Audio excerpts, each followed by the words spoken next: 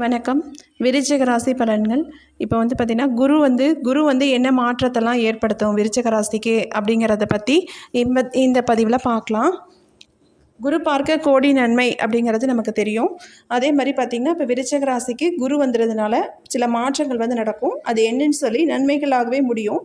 அது என்னன்னு சொல்லி இப்போ பார்க்கலாம். ஒருவரது ஜாதகத்தில் குரு பகவான் வலுவாக இருக்கும்போது ஜாதகர் சத்தியத்தின் பாதையில் செல்வார். கண்கள் மற்றும் முகத்தில் ஒரு பிரகாசமான தோற்றம் அவங்களுக்கு இருக்கும். ஒரு மனிதனோட ஒழுக்கத்தை சிறப்பாக தரக்கூடிய கிரகம் அப்படின்னு சொன்னால் அது குரு தான். அது பார்த்திங்கன்னா பெருமை, மேன்மை, தனம், செல்வாக்கு, கல்வி, குழந்தை பாக்கியம் ஆகியவற்றை தரும் கிரகமாக குரு உள்ளார். இயற்கையாகவே சனியாக உள்ள குரு பகவான் பெருந்தன்மை குணத்திற்கு சொந்தக்காரராக இருக்கிறாரு. ஓகேவா?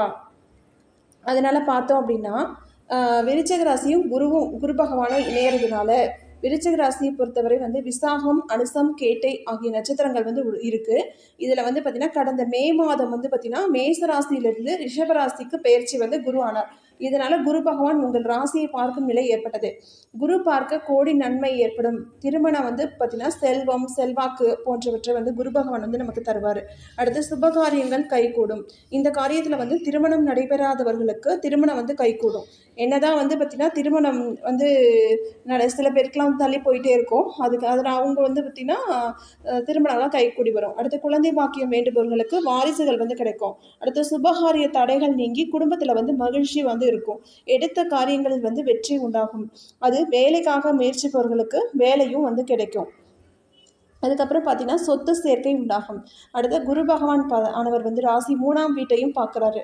ராசிக்கு 3ஆம் வீட்டையும் பார்க்கறதுனால சிலர் சொத்துக்களை விற்று சுபகாரியங்களையும் தொழில் மாற்றங்களையும் செய்து வெற்றி பெறுவார்கள். பூர்வீக சொத்து வழியில் பார்த்தோன்னா சில சொல்லும்படியான பூர்வீக சொத்து வழியில் இருந்த சிக்கல்கள் நீங்கும். அடுத்து வெளிநாடு செல்லும் வாய்ப்புகள் சிலருக்கெல்லாம் அமையும். அடுத்து பொன், பொருள், ஆடை, ஆபரண சேர்க்கை இதெல்லாம் ஏற்படும். குரு பகவான் 9ஆம் இடத்தை பார்ப்பதால் கூட்டு தொழிலில் ஏற்பட்ட பிரச்சனைகள் தீரும். அடுத்து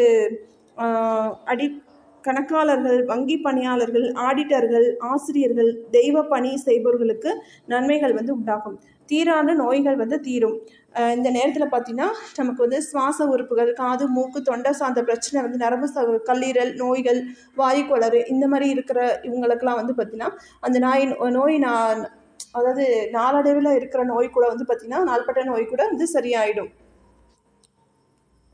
அடுத்து பார்த்திங்கன்னா குரு பகவான் வழிபாடு வாழ்க்கையில் மேன்மையை தரும். திருச்செந்தூருக்கு தீர்த்த யாத்திரை செல்லுதல் வெற்றியை ஏற்படுத்தி தரும். அடுத்து ஆலங்குடி, தென்குடி, திட்டை, சென்னை திருவல்லிதாயம், காஞ்சிபுரம், பிள்ளையார் பாலத்தில் உள்ள காயரோகேஸ்வரர் கோயில், காஞ்சிபுரம் அடுத்த அகரம கோயில், சிவகங்கை, பட்டமங்கலம், வெள்ளையங்கிரி குருஸ்தலம், சோழவந்தன் குருஸ்தலம், இது குருவித்துறை போன்ற குரு பகவான் ஆலயங்களுக்கு சென்று வழிபாடு செய்ய சங்கடங்கள் தீர்ந்து நன்மைகள் உண்டாகும்.